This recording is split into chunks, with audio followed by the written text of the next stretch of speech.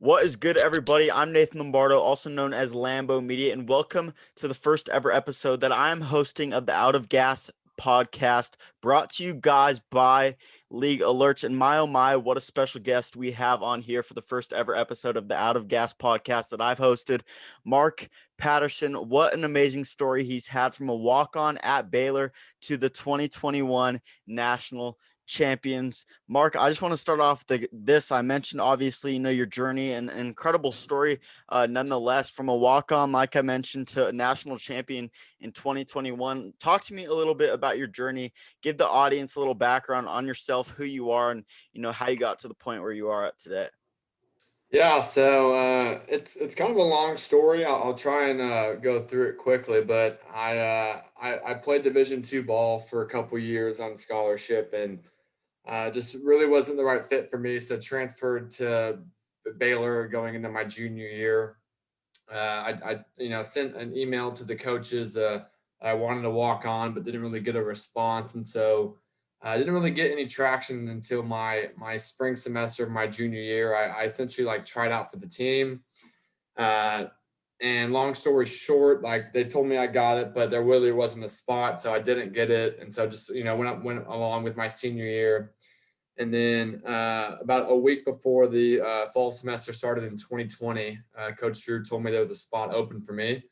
So I quit. I quit the job that I had and went back to school. Got my master's in accounting, and then y'all know the rest of the story from there. So Yeah, that is awesome. And you mentioned, the first opportunity of possibly getting that position, on the floor, you possibly got denied. Did that ever put a chip on your shoulder? Did you possibly think, your basketball career was over at that point? Or did you still have, playing basketball in the future in the back of your mind? I mean, I feel like it was always in the back of my mind. My dad kind of like from a kid just like trained me like not to take no for an answer. So like even after they told me no, like I still sent them texts, I still sent them emails like asking. Like I was like I would come back for grad school. Uh, but by the time it was like mid July 2020, I thought that that opportunity honestly I had passed.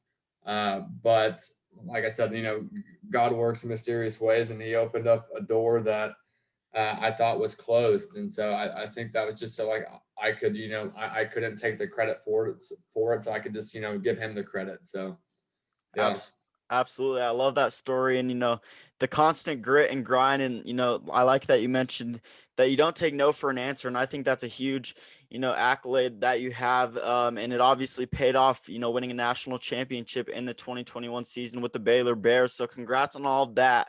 And there's definitely more accolades to come in the future as well. But Mark, talk to me a little bit about that point leading up to getting that walk-on opportunity at Baylor. What really went into that decision, as well as, what would you say helped you get seen by a Power Five school like Baylor?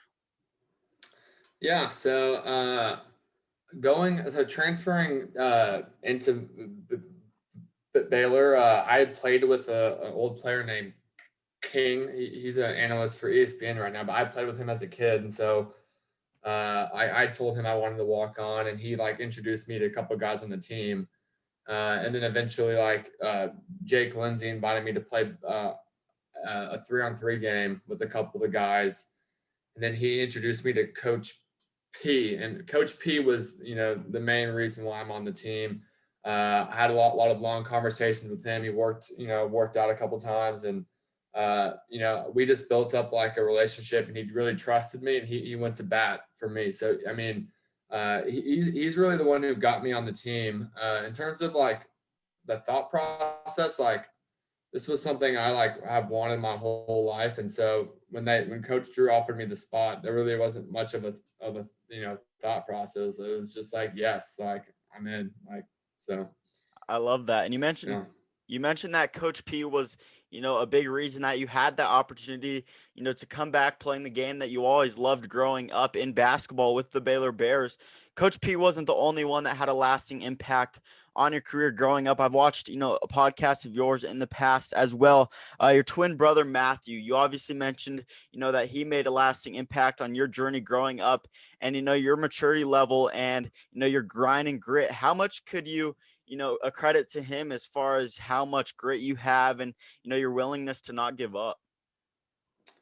Yeah, that's a great question. Honestly, like so much of like who I am today, like for one thing, like I'd mentioned like God previously, like that's just a big part of like who I am and how I got here. But in terms of like people, my dad, my older brother Luke, and then my twin brother Matt, like those three guys, like my twin brother Matt, like we've played hours and hours and hours of one-on-one. And, there were days where like one of us didn't want to work out, but the other one did. And so like I, my two brothers and my dad, like they all had huge influences on me. And I like the fact that I was able to, live out my dreams, live out the dreams that they wanted.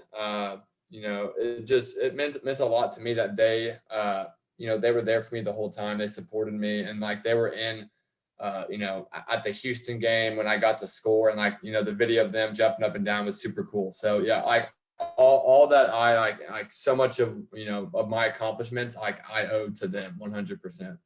I love that, Mark, and I love So. that how selfless you are because a lot of players at your level that have the capability to do what you're doing and play at the level you're playing at, tend to get selfish at times, and I see you kind of siding to that selfless type of guy, and I really love that you're kind of leaning towards that direction. And I mentioned in the past of this episode, 2021 national champs. You had an incredible story leading up to it. Obviously, put a lot of work leading up to this point. Talk to me a little bit about the 2021 season in particular, what that kind of looked like, and then leading up to March Madness with no fans.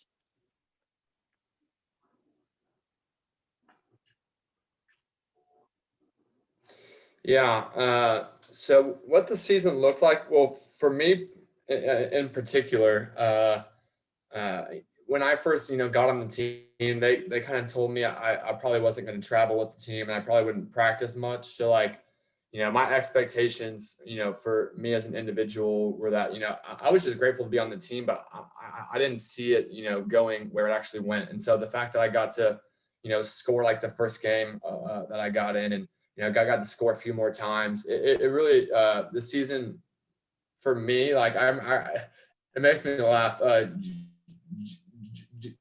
Jared's one of the guys I live with, and he always gave me a hard time because I always thought the gyms and the stadiums were so loud and like it was like the coolest environment I'd played in before. And he kept laughing. It's like, Mark, it's like quiet in here, like you have no idea. So for me, the whole experience was surreal, and like I got to live out my dreams as a kid. So fans or no fans, like it was super cool, and I'm in no room to like you know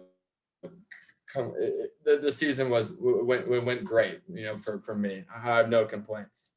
Absolutely, Mark. And to kind of piggyback on that, to continue talking about the 2021 Baylor team in particular, what would you say made the 2021 Baylor team, so special and have the capability to win the national championship? Because that's a feat that, only one team can do per year. Was it the raw skill set that you guys had, or would you say it was more, of the chemistry and, the amount of selfless players you guys had?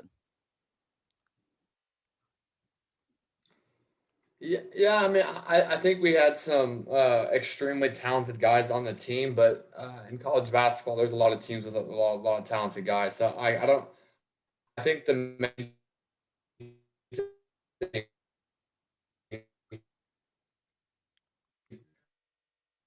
uh, like the whole we had a uh, something we try to like live out in our everyday lives, but like particularly like on the court. And I think that Matt, like whoever it was, the whole team was happy for them.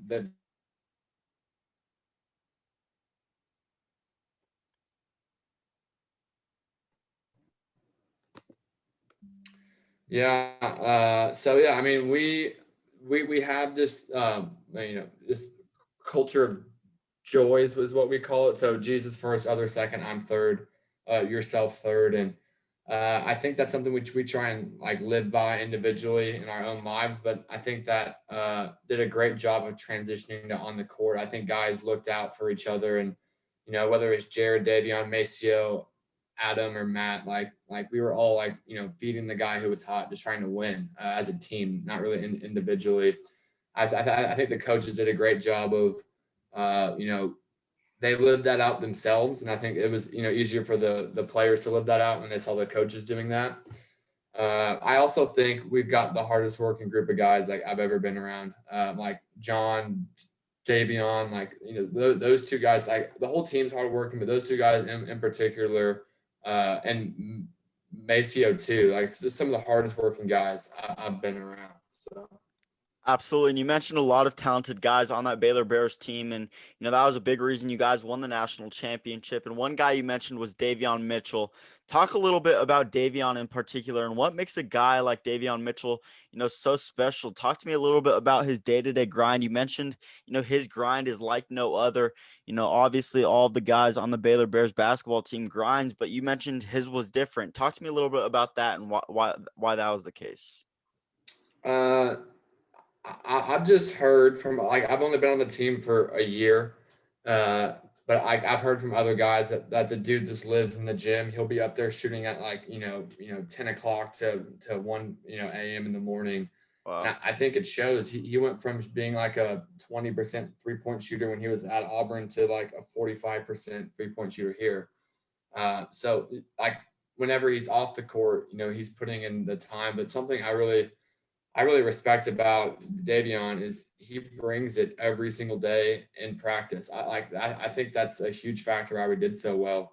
He treated every drill, every scrimmage like it was a national championship, and like the energy that he brought was contagious. And so it just amped up this environment and the competition. Like the whole group is competitive, but I felt like the energy he brought, I think that really helped out the team. Absolutely, Mark. And to wrap it up, growing up, one of the guys you really looked up to in basketball was Steve Nash. You had the haircut. Why was it Steve Nash that you kind of looked up to, and why wasn't it another guy? What about Steve Nash did you kind of try to resemble your game after? Yeah, I'm not sure how exactly it happened. I mean, I think I just like to watch him play. I mean, he was on the Mavs for a little bit. That's where I'm from. I'm from the Dallas area. I think just him, once he moved to the Suns, I just, remained a fan. I just loved how he played the game. He was unselfish. He didn't care if he had 20 assists and 2 points or whether he had, 25 points and however many assists. He just played hard, played to win. I think, we were both, like short guards, maybe weren't the most like athletic guys. And so I think I just found some there were just some things that were similar in our games, but I don't know. I mean, I grew my hair out long. Like me and my twin brother were called the Steve Nash twins. Like we were known for that. So it was really funny how that worked out. But yeah, I think I just loved the way he played the game. I think he was unselfish and just he played to win. He didn't care how many points he had. He just played to win. So. Absolutely, Marco. Well, I really love that. I appreciate you hopping on the Out of Gas podcast brought to you guys by League Alerts. I'm Nathan Lombardo, also known as Lambo Media. We're just joined by Mark Paterson, 2021 national champion with the Baylor Bears. From a walk-on to a national champion. Mark, really appreciate you hopping on. Like I just mentioned, congrats on the amazing story, a very incredible story and grit-based story. So congrats on all of the accolades thus far. There's definitely more to come, and we'll for sure stay in touch. All right, sounds good, man. I appreciate it. Thank you, Mark.